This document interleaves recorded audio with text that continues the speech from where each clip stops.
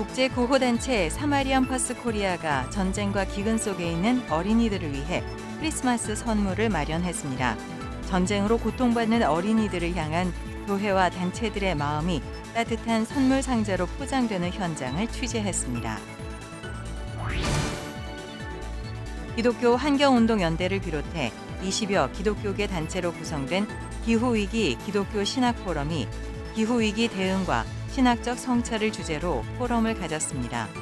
기후위기가 생명을 위협하는 긴박한 현실에서 경제 성장에 대한 욕심은 내려놔야 한다는 지적이 나왔습니다. CBS가 아이들이 함께하는 미래를 위해 준비한 연중기획 아이 있는 세상 아이세.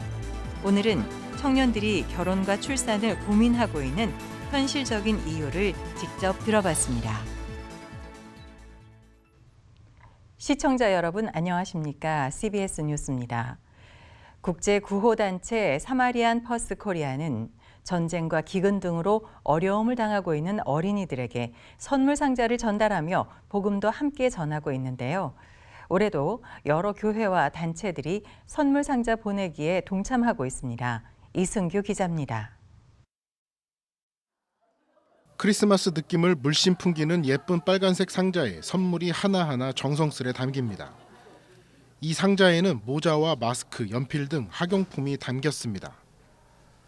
선물을 포장하는 이들은 전쟁으로 고통받고 있는 우크라이나 어린이들 손에 선물 상자가 전해질 것을 생각하니 더욱 정성을 쏟는 모습입니다.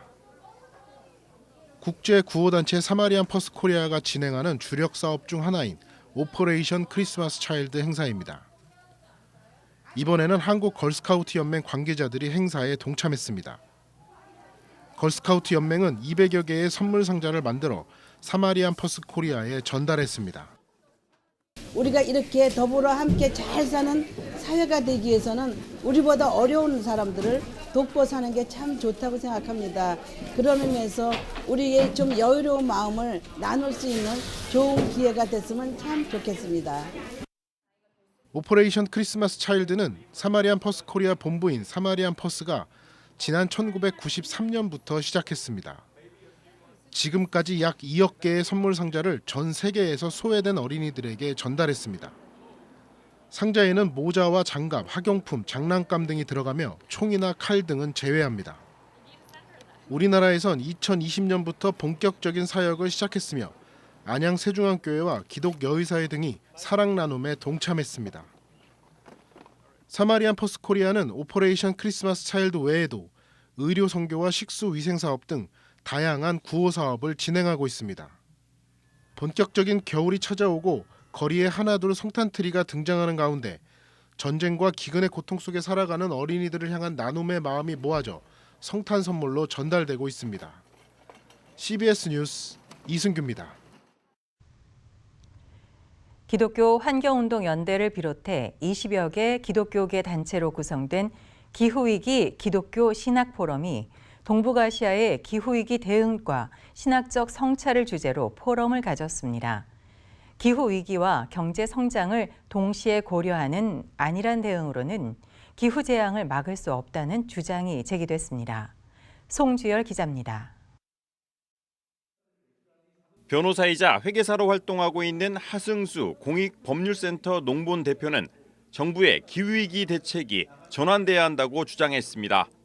하승수 대표는 기후위기 기독교 신학포럼이 주최한 포럼에서 녹색 성장 이름으로 시행되는 기후위기 정책이 2030년까지 목표로 한 온실가스 감축 계획을 달성하지 못할 것이라며 탈성장으로의 획기적인 전환만이 기후재앙을 막을 수 있다고 주장했습니다. 2030년이 되면 너무나 명확한 실패인 거죠. 왜냐하면 2030년에 유엔이 합의한 목표가 45% 줄이는 거였는데 못 줄였다는 게 너무나 명확해지면 그러면 사람들 사이에서는 아마 기후위기는 어쩔 수가 없다. 이제 기후위기가 재앙으로 다가오는 건 어쩔 수 없다. 어떻게 보면 약간 기후종말론 같은 게 유행하게 될지도 않을까. 하승수 대표는 이어 탈성장은 기후위기를 최우선 과제로 삼기 위해 경제 성장률을 높이는 것을 목표로 삼지 않겠다는 것이라며 녹색 성장 기본법이 아닌 이른바 탈성장 기본법 제정에 나서야 한다고 덧붙였습니다. 경제 성장과 기후 위기 해법을 동시에 생각해선 안 된다는 겁니다. 탈성장의 의미는 뭐냐? 국가라는 정치 공동체가 또는 지구라는 어떤 전 세계적인 공동체가 경제 성장률을 높이는 것을 더 이상 목표로 삼지 않겠다라는 거. 그게 저는 어떻게 보면 정치적 의미의 탈성장이라고 생각하는데요. 조금 더 폭넓게 합의할 수 있는 탈성장은 경제 성장률을 더 이상 국가의 목표를 하지 않겠다. 국가의 목표에서 지우겠다라는 걸 선언하는 것이 저는 일종의 좀 최대한 좀 합의할 수 있는 최소 공약수 같은 이런 게 아닐까라는 생각도 좀 해보고요. 탄소 중립을 위한 교회의 노력도 강조됐습니다. 기후위기 신학포럼 참석자들은 교회가 기후위기에 적극 대응하기 위해 교회 건물을 늘리는 것을 멈춰야 한다고 입을 모았습니다. 편리만을 추구한 나머지 교회를 불필요하게 확장할 경우 탄소 배출이 늘어나게 된다는 겁니다. 메가처치로서 양산되는 이런 모습들이 그렇게 바람직하진 않다라는 생각을 갖게 되었습니다. 거대 교회 건축하다 보면 이 건물을 유지하는 데 필요한 또 엄청난 양의 탄소 배출이 또 뒤따르게 되고요. 또 교회가 크면 그에 따른 부대 시설들이 또 생겨납니다. 주차장을 비롯해서 요즘엔 커피숍도 또 만들게 되고요. 등등. 그러다 보면 그 주변의 생태계, 어떤 지역의 어떤 구조까지도 많이 그 방해를 하는 그런 모습을 보게 되는 거죠. 이 밖에 기후위기 신학포럼에서는 교회에 걸어서 출석하기, 교단 간 기후위기 연대 등 교회의 기후위기 전환을 위한 방안들이 제시됐습니다. CBS 뉴스 송별입니다. 기독사학들의 연합체인 사학법인 미션네트워크가 어제 CBS를 비롯한 9개 기독기관과 업무 협약을 맺고 기독사학의 존립과 발전을 위해 힘을 모으기로 했습니다. 각 기관들은 지역교회와 기독교 학교를 연결하는 1교회 1학교 섬기기 운동과 기독사학의 공공성 증진 연구, 기독교 교육 콘텐츠 개발 공급 등에 협력해 나가기로 했습니다. 이들은 기독사학들이 각종 정책 규제로 어려움을 겪는 가운데 선제적 대응과 연대가 중요하다며 다음 세대 교육을 위해 한국교회와 기독사학이 협력 체계를 구축하겠다고 밝혔습니다.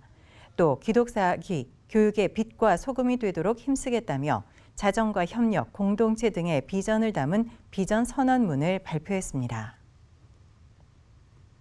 개혁주의 생명신학회가 지난 19일 한국중앙교회에서 정기 학술대회를 개최하고 개혁주의 생명신학의 역사성을 조명했습니다. 주 발제자로 나선 총신대 초빙교수 주도홍 박사는 성령의 신학자 틸리케를 소개하며 신학과 강단 설교는 분리될 수 없다고 강조했습니다. 주 박사는 독일의 스펄전으로 불렸던 틸리케 설교에는 신학교와 교회 강단을 연결하려는 의지가 담겨 있다고 덧붙였습니다. 정기 학술대회에 앞서 드린 개회 예배에서 설교자로 나선 한국중앙교회 임석순 목사는 개혁주의 생명신학의 목표를 예수를 따라가는 것이라고 말했습니다.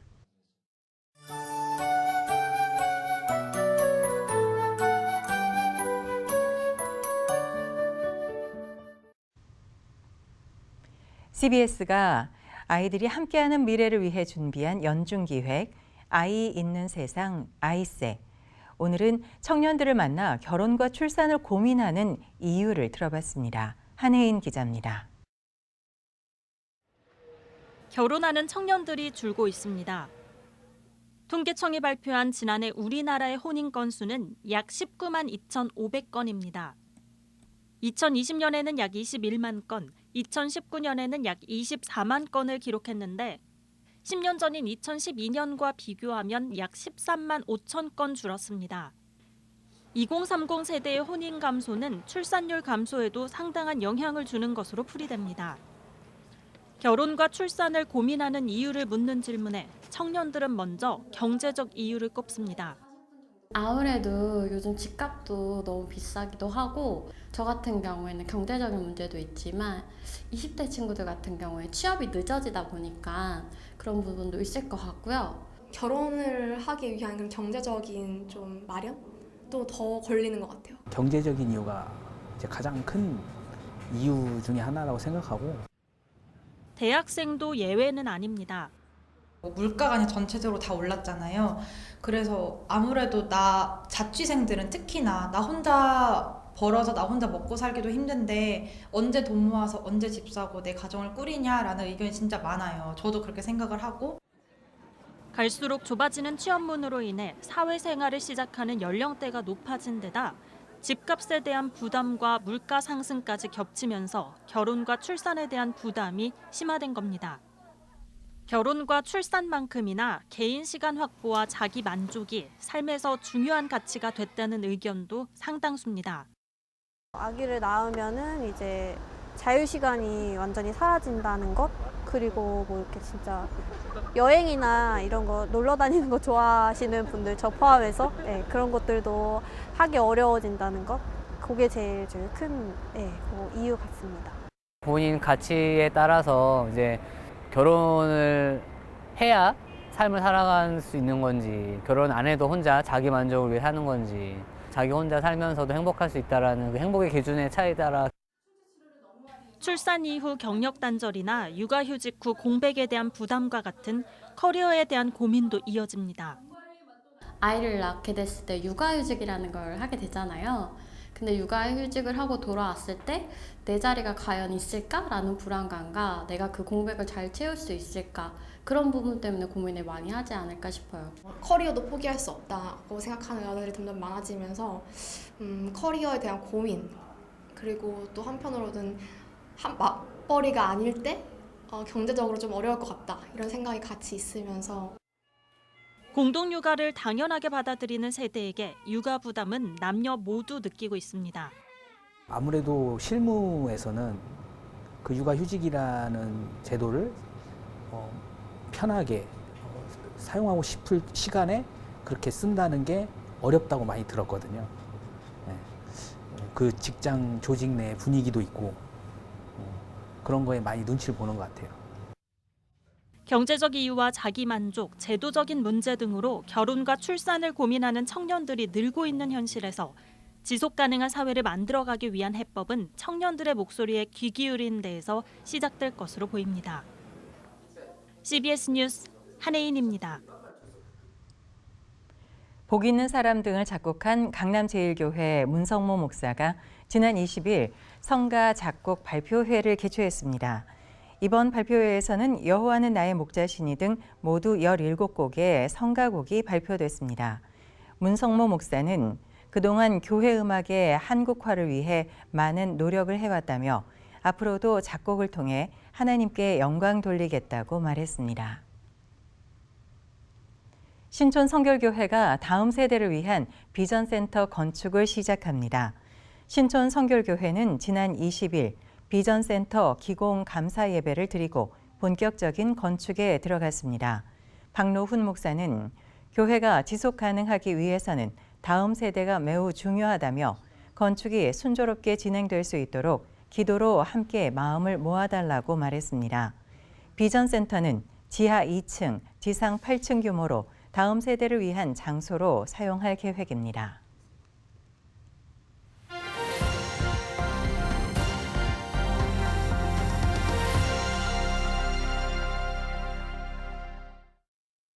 간추린 지역교계 소식입니다. 이리 남중교회가 교회 설립 50주년 기념 예배를 가졌습니다. 대구 반야월 중부교회도 교회 설립 70주년 기념 예배를 드렸습니다.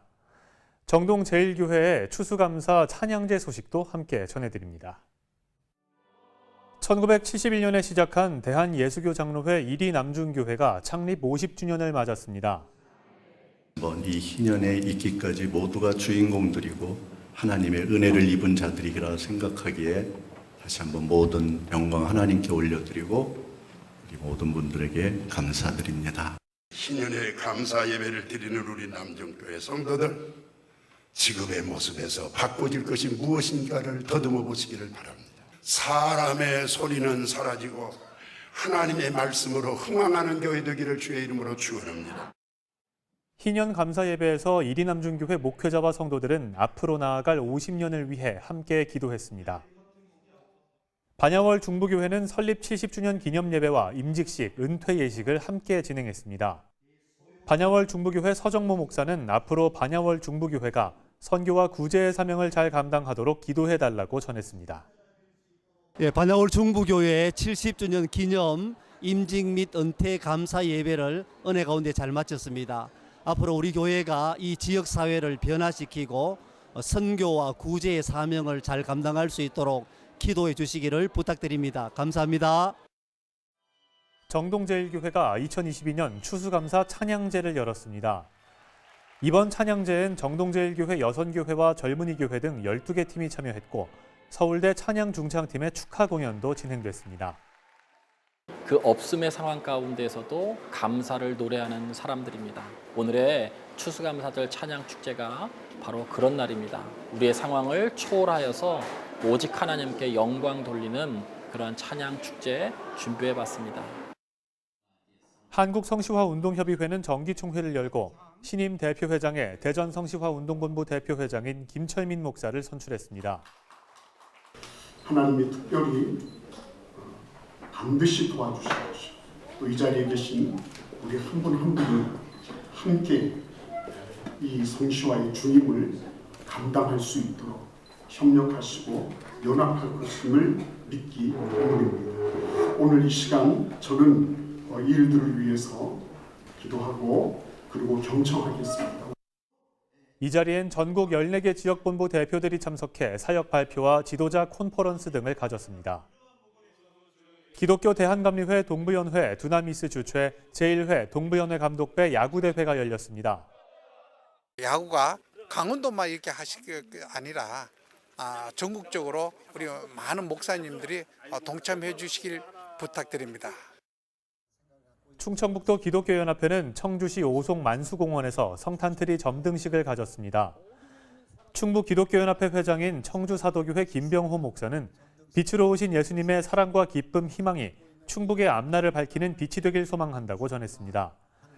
이번 트리는 높이 13m, 폭 5m 규모의 피라미드형으로 만들어졌으며 내년 1월 말까지 도민들에게 선보일 예정입니다.